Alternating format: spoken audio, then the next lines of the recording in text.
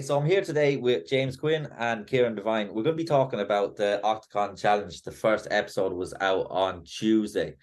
Team Ireland versus Team England is something that I've been looking forward to watch because I've followed a lot of these guys through their amateur careers, and I'm sure you're the same. So we're just going to discuss it, what we thought of it, what happened in it, and what potentially is going to happen in the future. So I want to thank the two of you for joining me tonight. And how are you?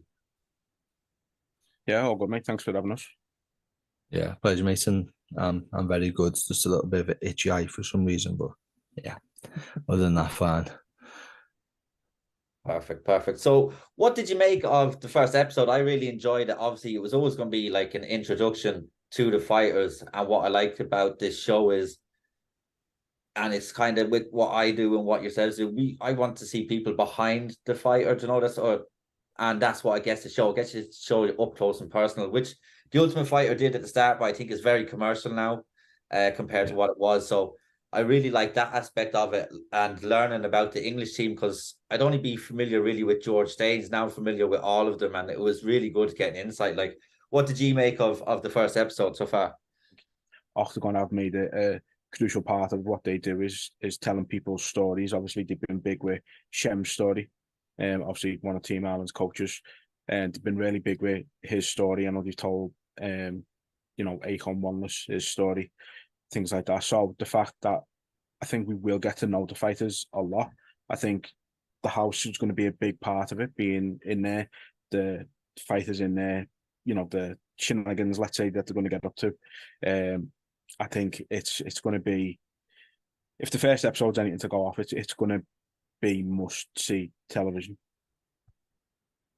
Yeah, it definitely is. And Dennis Frimpong, I think, is must-see television. I think he's absolutely amazing. We both know him, obviously, but I think he is must-see TV. And you echoed something, or you talked about something that I kind of really like about Octagon, especially with Shem. I've known Shem because obviously he's trained over in Ireland. And for ages, obviously he's fighting on the regional scene. I was like, how has no one picked this guy up with this story? He's got the personality, he's got the skill, most of all, but the story in itself, like, that is just a superstar story in the making. Because like that, his skill matches everything else, his personality. And like you said, they've done that with other fighters, and that's what I really like. And I think that's why they'll be successful, I think, because if you look at other promotions, but bar the UFC, they can't tell stories like the UFC, but Octagon seem to have that part down. Yeah, I think they make you care about the fighters outside of them just being fighters. And like you said, I think that's going to be a key part of this Octagon Challenge is, you're not just going to see them as fighters, you're going to get to know the people in there as well. And choosing the fighters in that way, and you like that aspect of it because you weren't really sure of some of Team England except for George Staines. And I was just saying, like, I expected them to do it over a few episodes, but the fact that they got it straight out each fighter as well, I just thought that was really good the way they done that. Just get them straight out, and then you can sort of see the character of them over the time of the show and whatnot then. Yeah, no, and I think there will be more of those little bits as it goes on. But like I said, it was very good to see that straight away. I got to learn a lot about the English team, which I'm now invested in as well. I'm invested in this show as a whole, and that's what we were talking about. They're able to tell stories about the fighters. We were talking obviously about Shem and how they're really putting a spotlight on him, because I think people were mad not to pick up Shem for a long time. I think he's always been a superstar, and I think he will be a superstar. But yeah, it was good. And when the teams met each other, like, what did you make of the likes of the production, the facilities and all? It looked absolutely sublime. It looked fantastic. Yeah, I mean, it looked top notch. I mean, I can't remember. I think it was Dennis when we spoke to him said it looked like a lot of money went into it, and you see that even something like the flags, the little studio that they've got for doing the weigh-ins and that, like, they've thought of each part of it and how it looks, and the villa as well, like the fact that they've got their own little cars. You know what I mean? I think, yeah, the production wise as well was brilliant. I mean, I couldn't knock it, to be honest with you. They have like proper Octagon do have proper boss production and on the media side as well. Yeah, I think they've made sure every little thing that could come up has been covered. so that the fight is as comfortable as possible, because you know it can't have been easy being there for 3 weeks. Sort of, I think they said there was no internet, no, they couldn't like have the phones at least to begin with, so they kind of just there together. So the fact you've got to make them, you know, comfortable and not getting under each other's skins and things like that. You mentioned there about when you first met each other. The one thing me and Kieran both said is Team Ireland looked like they just all knew each other for years straight away. They had a sort of a camaraderie, a sort of team. They were a team straight away. And you got it a little bit with Team England, but not. It wasn't the same as with Ireland. Yeah, I found that too. And obviously, Ireland there's probably more people in London than there is in our whole country. And the circuit's getting bigger. There's about maybe 10 shows. But a lot of these fighters would have crossed paths. And I think that's just an Irish thing, though, as well. And like Dennis said, it was like Team England and then Hassan, because the other boys are quite reserved, aren't they? Jake and Bowen and George Staines as well. You're looking at them, and that's what I like when you looked at George Staines, 16-1, and then he was like going, oh, he was like he's a bit of a nerd, and I was like, yeah, that nerd would beat the absolute crap out of you. But they all seem quite reserved. They just want to let their fight and do the talking, whereas there seems to be a collision course between Dennis and Hassan. That's something that I want to see now, and I think the two boys have made it very interesting with how they get on. But like I said, I think that's an Irish thing as well. When Irish people meet each other, because we're all over the world, it's just an instant sort of connection. I don't know what it is. It's a weird thing, but it's probably the same with Scouse people though as well. Yeah. You can meet a Scouser in every single corner of the earth. I remember being in a hostel in China, and there was another Scouser there that I didn't know. It's probably the same with you. There's an Irish pub in every single city in the world. So yeah, we get on with everyone, both of us. So it makes a lot of sense. But Shem kind of touched on that as well, like how he was welcomed into the community when he was over in Ireland and things like that. And it's you're just welcome around Irish people, and same with Scousers. Yeah. We've got like Ireland's got a long line of history to do with Liverpool and that as well, haven't they? So I think we just naturally sort of meld together. You know what I mean? Just get on with each other and that. And you're right about the other lads being reserved. Like I can speak for Jake, because we've spoken to him before, and he's very much, I'll just let the fight and do the talk, and he's not about calling people out and that. But even though they are reserved, I think you will see them like in the fighting, and people be like, okay, these are good fighters, you know. Yeah, I mean, it's sometimes you expect banter from both sides, don't you? But I think this Hassan's just going to have a lot of trouble with Team Ireland through these 8 episodes, I think it is, isn't it? So yeah, let's see how he gets on. Yeah, him and Dennis have gone back and forth, but then the other lads are chirping in as well with Dennis and with I don't know what it is. I know a lot of these guys, and usually they're a lot more, I don't want to say more quiet, and I don't think they're putting it on, but obviously I see a different side of these people. We all know what Dennis is, because Dennis is just Dennis. Do you know, that's all I'm saying. And that's what I like. He likes getting into their heads. He likes the mental side. And he's just good at that collision course. That has to happen in this, and if it doesn't, it has to happen after this. I think that fight is just made to happen. But like I said, the Villa, like they had supplements, whatever they wanted. Then you go in, they've got cars, and then they went and they done the first challenge, which was a strange challenge, but I get it because it's a team building challenge. Like, what did you make of the challenge initially, and then what the reward was? Go ahead, Quinn. The challenge was a bit of a surprise. You never know what to expect when you say challenges before it happens, and I think it was interesting. It tests different skills that they just won't have naturally, whereas that they like to do with fighting. So I think it was good to not necessarily test them in a fighting environment and getting them doing something completely different where it's a level playing field. I thought that was smart. But it's good that it's getting them to work as a team as well. I thought it was just I thought it was a well thought out sort of challenge, and looking forward to seeing what else Steve conjured up. Yeah, I mean, I think, again, as we've said, Octagon's like about, telling the stories of the fighter, but I think challenges like that, you get to see the side of the fighter that you just don't see how they would go about solving the issue.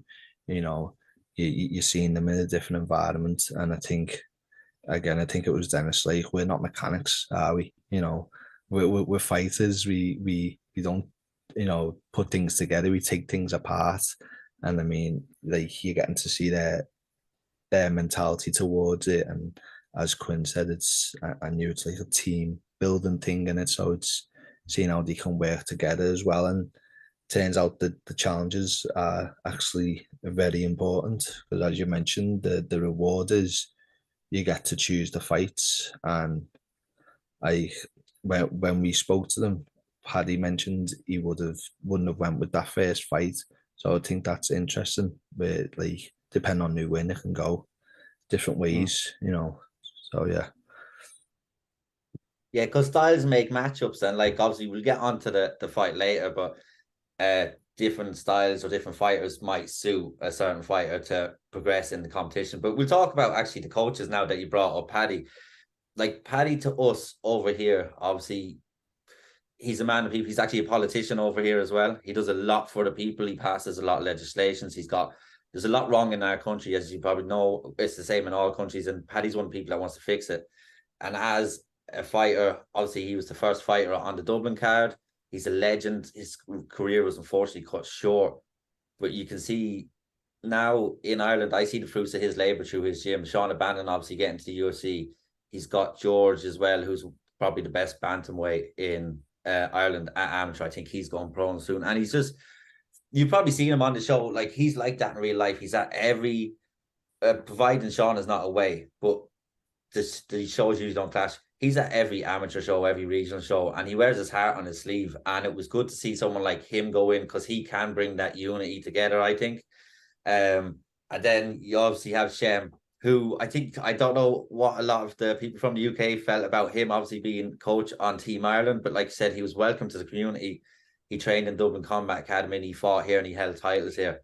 And like I said, Scouts and Irish just go together, and he's one of the rising stars as well. I really like that combination. Both have great skill sets, and both are people of the people, in my opinion. What does, like, Brad and Akon, like, what do they mean to you overseas in the UK?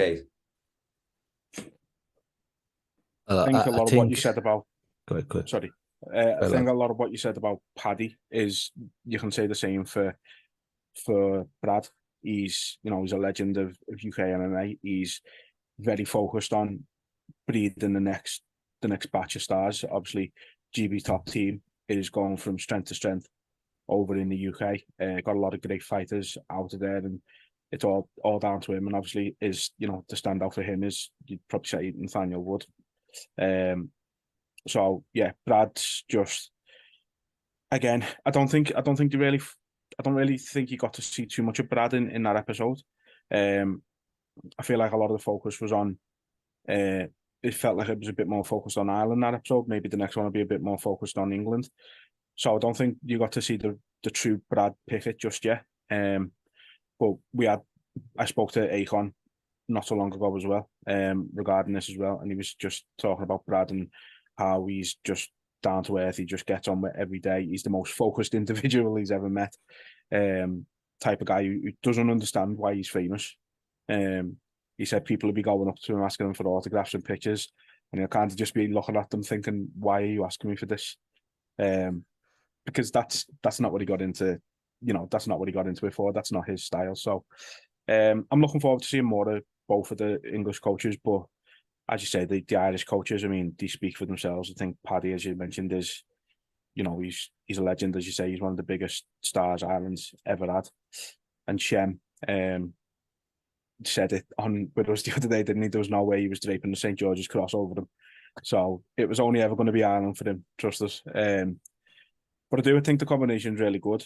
Paddy, obviously a wealth of knowledge. I think Shem is more knowledgeable than people realise as well. And Paddy even alluded to that. He said that he learned a lot from Shem in the time they were there. So Hmm. I think that the whole thing of having two legends and essentially two contenders or like up and comers in Octagon, I think they've done it really well, because obviously Akon's at his first fight there, he's going to be on the Manchester card. I think they're bringing the whole focus to the Manchester card. What they're doing with the finalists, having them at the top of it, I think, as I said, it's great for the sport, especially UK and Ireland. You know, because you've got Shem on there, you've got Akon, you've even got the Paul Smith, Jake Quickerdon fight on there. So for them to do that, Is that not? Sorry to just jump in. Is that not the headline? I thought Jake Paul and Quickenden was, because the advertising it is like Octagon. I think it's 48 or something like that. And then no, I think when Jake I've seen the fight card, the Octagon Challenge finals at the top. all right, okay. So looking at that, I believe they are the main event, and if that's the case, like, I think that's brilliant, because it's in front of 18,000 people. Probably haven't seen crowds like that through the amateurs career and that, and having a few pro fights. So I just think the way they've set it up, the coaches they've got, like, it's geared towards that big Manchester card, and I think they've done it right. I think they've done it spot on. What I would say about the coaches as well is I don't think there's any sort of accidents in there. And what I mean by that is, mentioned there, like Jake and I think George both said they were nerds kind of thing. They very into like all the sci-fi stuff and things like that. Akon is a big Star Wars fan himself. Brad Pickett, which surprised me when I spoke to Akon, is a big Star Wars fan. So I think they've kind of got stuff in there where they can all link with each other and have something to talk about. And then obviously, Shem's a bit of a joker himself. He fits in perfect with the Irish lads. So none of it is, it's all very purposeful. It's all been well executed. It's all been very meticulous by Octagon, and I think they deserve all the credit in the world for it. Yeah, they put it together very well. And like I said, I like the English combination as well. Obviously, Brad Pickett, bet Mighty Mouse back in the day as well, WEC. And then I really like, is it Akon or Akon? Akon, yeah. Akon. I really like him. I seen his fight actually, and I've kind of looked back into him as well. And he's a very interesting character and one on the rise as well. And I like his mentality and how he spoke as well. Like I said, there wasn't much of him, but he was talking about the mental side of it and how he seen when the fight was getting ready for the fight. Bo, obviously, that he was switched on, and I think he like you said, like him and Shem, they're still currently in fighting in their primes, kind of, that they've got this knowledge with them as well. That, and the fact that you said that Paddy had said that he learned off Shem, it just shows how much MMA is evolving, that someone that's around longer can learn from someone, and because it's so vast as well, there's so many different facets of it. Yeah. I mean, it's as you say, it's always about keeping that white belt mentality in it. You're constantly learning, regardless what you've been in the game for, 12 years or whatever it may be. You can always learn something new. I think he was talking about being on the back and protecting, like getting the hook in and stuff. And it's like, yeah, you're right. It keeps on expanding, and new knowledge comes, and even young ones coming up behind Shem and all that, they'll probably have knowledge that can be passed on further down the line as well. Yeah. Well, Paddy said to us, didn't he? He sees himself as and I think him and Shem both said it, they see themselves as martial artists first, fighters second. Yeah. Paddy said he's still a student to this day. He's learning something new every single day. And that, I think that's the mentality you've got to have if you want to have a long career like Paddy's had. Yeah, definitely. And like that, MMA is just getting better and better. When Paddy would have started, you wouldn't have had the training, the facilities, the health and safety. Everything has changed, and it's just got for better. And that's why we've got stuff like this with Octagon. And I think this is going to be a hit. And England obviously won the challenge. I think it was like 20 seconds or something. The bet them by, the Irish made a mistake. They didn't actually bolt them on. Or something. There was a magnetic nut. So they won and they got the pick. I think this is where it's interesting, because a lot of people say fighters will just go out and fight anyone or here, where this is where it becomes very tactical and strategic, that they're going to try and put the best matchups against the best matchups to win as well. And that's what when Bo was put against Aaron, I thought I was looking at two of them. Obviously, Bo's been out for quite a bit as well. I think 2018, I think it was his Yeah, last fight. I think it was 3 years. They said he'd been out for. And then Aaron was active a bit last year as well, and there was the size difference. So I was curious of how that would, if Aaron could keep him at range. Obviously, Bo is smaller, but he's more compact. And he's fast with power as well. So Aaron needed to keep him at range. Bo needed to get in, and Aaron's good at jits. Bo was very strong in wrestling. So I thought it was fascinating. What did you make? Because there has been a bit of back and forth, but there's still been a lot of respect shown between a lot of the other lads, bar Hassan and Dennis. That's not surprising at all, to be honest with you. No, but in terms of fights, I think something that Paddy said as well, which was interesting, is because usually when you're in a fight, they announce you and then you start and you're off. But the fighters were waiting around for like a little bit while they were getting the cameras ready. And I think he said, I don't know if it was Adam was like down, like bent at his knees, and I think Bo was on his toes. And he said obviously that has like an impact over time. If it's like 5 minutes, the blood's getting to your legs and that. Obviously, he wasn't making an excuse, but it's interesting to hear that side of it because obviously we don't see it, do we? In terms of the fight, I think I was kind of surprised with it because, as you said, Aaron's got the size difference, but I think when you look at the whole Mighty Mouse and the other fella who said he could beat Mighty Mouse, obviously that's jiu-jitsu, but again that's size and whatnot in it. So, but it did surprise me. But then Bo looked really good. He looked very strong. I mean, he's small, but he, as you say, he's powerful. And I mean, it didn't look like they had to cut weight, but it was weird. It felt like, because of how they started, it felt like the fight was quick, if you get me. Yeah. So it's, yeah. But I thought it was an interesting matchup. But I would have liked to seen what it went like the other way. I mean, to see who they would have picked the other way if Ireland won. But I think to have the first fight for the first show, I think it was a good pick by Brad. Yeah, definitely. I think Bo probably surprised a lot of people. Shem said that, I don't know if he was the only one who didn't, but he didn't know that he'd been out for 3 years until he watched it himself on Tuesday. So I don't know how known that was within the competition itself, within Team Ireland. But he's got, when I looked at Bo, I thought he's got a very Michael Chandler build about him. He's that shape. He's wide top and he's got a strong base. And Aaron come out all guns blazing. I think he just wanted to finish. I think he wanted to finish a bit too much because he knew it was like going out on national television, big competition, massive hype behind it. So I think he wanted to make an impression, and I think he's probably overexerted himself a little bit, especially with what Kieran was saying there, what Paddy said about sort of crouch down for 5 minutes before the fight even starts. It's going to have an impact that they probably don't realise at the time. And I think he's probably just overexerted himself a little bit, tried to get the finish. And Bo's been smart about it. He's took the damage a little bit, took him down, and then the finish was lovely, to be fair to him. He done really well. Yeah, I enjoyed the fight, and like that, I was wondering how it's going to go. Aaron obviously had, like I said, he had success early. He was going with the knees.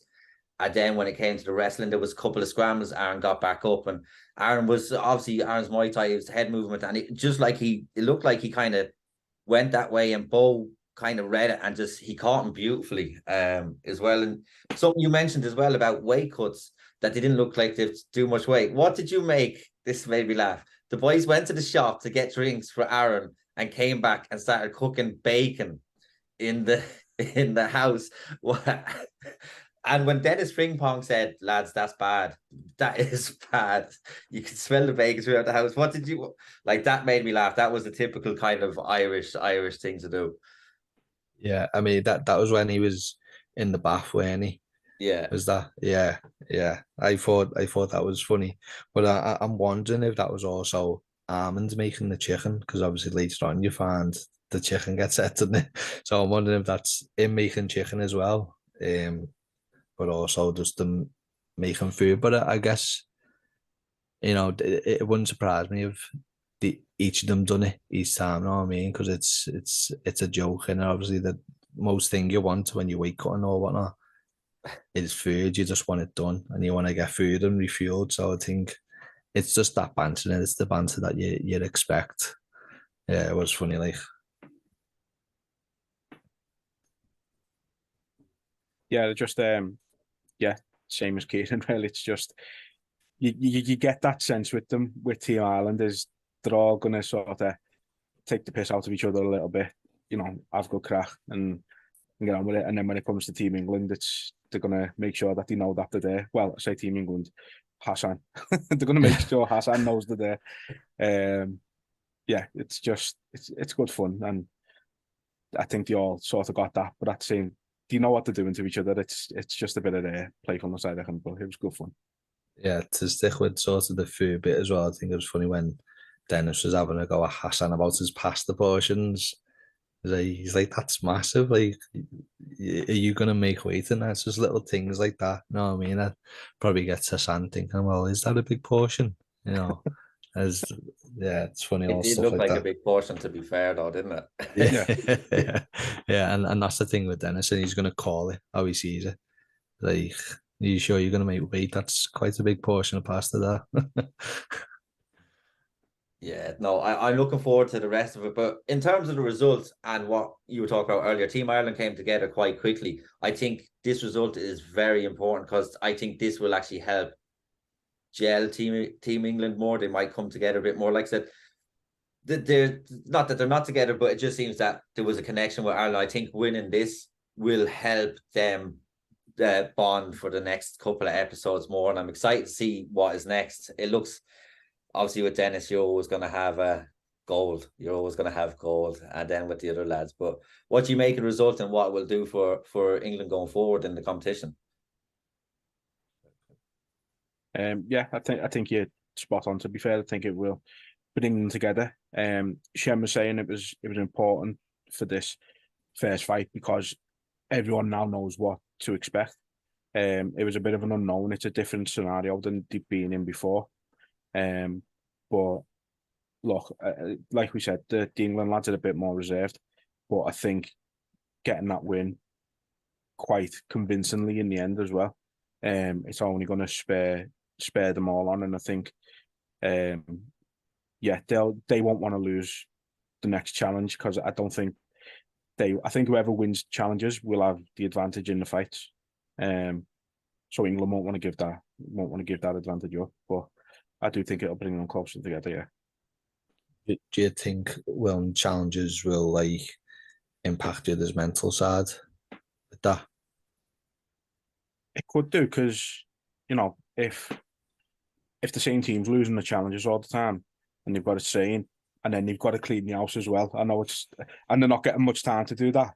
It's like that's gonna annoy them. That's gonna get under the skin, and it's gonna eventually be like, if Ireland lose 3 in a row and clean the house all the time, they're gonna be like, I'm fucking sick of cleaning this house. So we've got to win the next one. So it's gonna, again, it could be it'll be like a motivational thing for them as well. But yeah, it's going to be interesting, and I like the fact that I haven't got a clue what's coming next.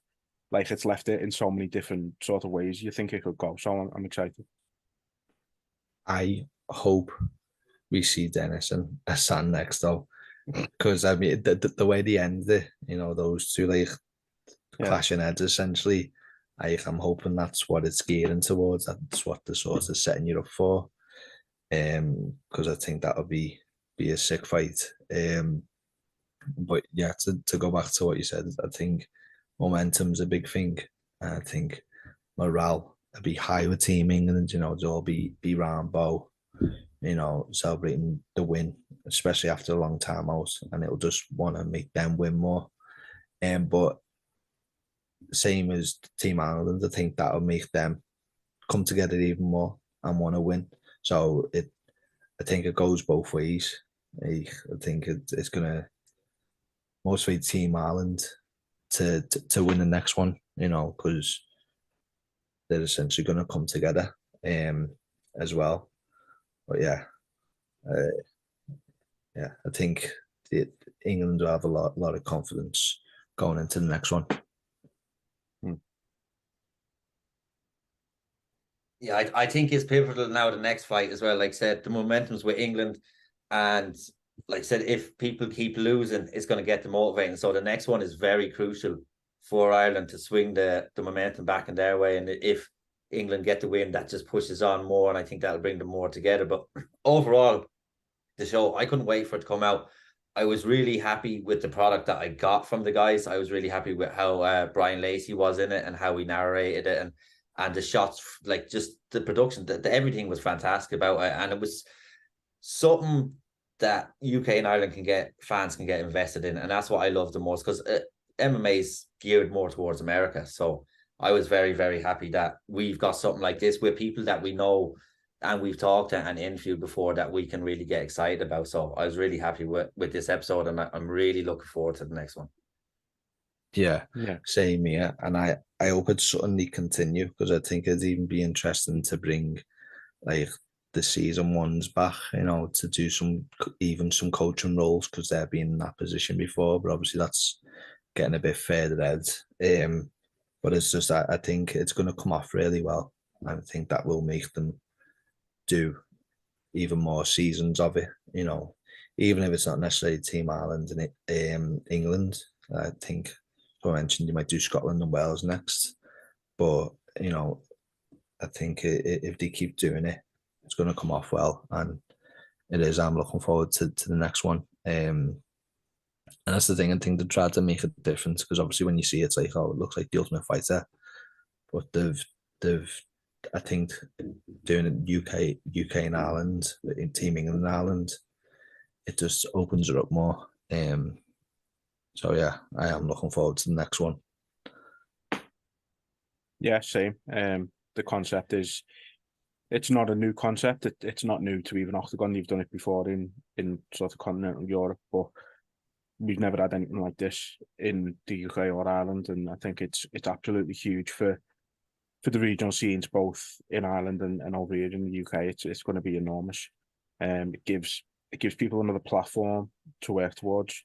A lot of the time it's everyone's sort of end game is, I need to get to the UFC, and this is now, and obviously there's other promotions out there who are doing big things, but now this gives them something to really work towards. And I think Brian Lacey, you mentioned there, he's been one of the sort of vocal people about Oktagon coming to UK and Ireland and making that a big thing. And I think they've got every chance of doing it if they keep doing what they're doing. I think it's exciting times to be in Oktagon. And yeah, it's just, I wish they'd brought them all out at the same time. I just wanted to binge it. As soon as the first episode was over, I was like, right, I want episode 2. They need to adopt the Netflix approach or something and just throw it all on at once. But that shows that they're doing something right. If you can't wait for the next episode, it shows like they're doing something right, and it's so. Yeah, I am glad they didn't, to be fair, because I might have missed work the next day watching it all. So, there's that. But no, you wanted more as soon as it was over, and I think that as a company making a television show, that's the best thing you can hear, is that you didn't want it to end, you wanted more. So, again, props to. Perfect. Well, I'm gonna let the two of you go. I want to thank you so much for joining me. I look forward to doing this every week as well. I actually can't wait for the next one. It's been an absolute pleasure, and I will see you this time next week, or we'll make a time for whenever suits all three. Yeah, of course, mate. Thanks for having us. Perfect. Thank you very much. Thank you, guys.